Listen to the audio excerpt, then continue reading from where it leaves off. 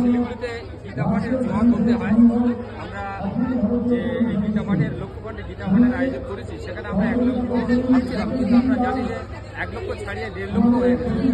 মানে দূর দূরান্ত থেকে সাধু সন্ন্যাসীরা আসছে এবং ভক্তবৃন্দরা আসছে, মানে একটা জনসমুদ্র বলা যায়।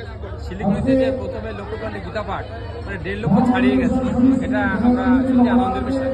সাধারণ মানুষ, সাধারণ যে ভক্তরা রয়েছে তারা স্বতঃস্ফূর্তভাবে যোগ দিচ্ছে এমনটাই। হ্যাঁ, অবশ্যই আমরা দেখতে পাচ্ছি যে চারিদিকে একবারে মানে শিলিগুড়িতে বলা যায় যে প্রত্যেকটা মানুষ কিন্তু তারা এসে এই গীতাপাঠে অংশগ্রহণ করেছে এবং এই কাওয়াখালীতে একটা জনসমুদ্র হয়ে যাচ্ছে, এটা বলা যায়। কি বলবেন এই অনুষ্ঠানে? এই অনুষ্ঠানের মধ্যে দিয়ে আমরা বার্তা দিতে চাই যে ভগবান শ্রীকৃষ্ণের নির্দেশিত বাণী যে মামেকম শরণং ব্রজ, আমরা সকলে একত্রিত হতে পারেছি একই লক্ষ্যে। এটা আমাদের একটা আনন্দ এবং আমরা ভবিষ্যতে আরো বেশি মানুষ হবে, আমি এটা আশা করছি।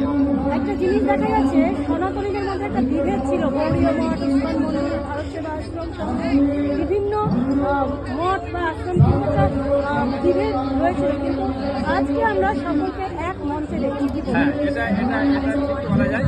হিন্দু ধর্মে অগণিত মতপাত, বিভিন্ন উপনিষদের সমন্বয়ে এই হিন্দু ধর্ম, কিন্তু বিভিন্ন মতপাত থাকলেও এই কাওয়াখালীতে কিন্তু আমরা সকলে একমত হতে পেরেছি। সকল ধর্ম এবং সকল মঠ মিশন একত্রিত হয়ে এই গীতাপাঠে অংশ নিয়েছে একটা জনসমুদ্র। সেখানে আমরা 1.5 লক্ষের বেশি সেদিকে আমরা আশা করছি যে আমাদের সকল ধর্ম মতপথ সব কিছু ভুলে একই হয়ে গেছে। সনাতন ধর্মের কাছে একটা বিরাট একটা বলা যায় একটা জোয়ার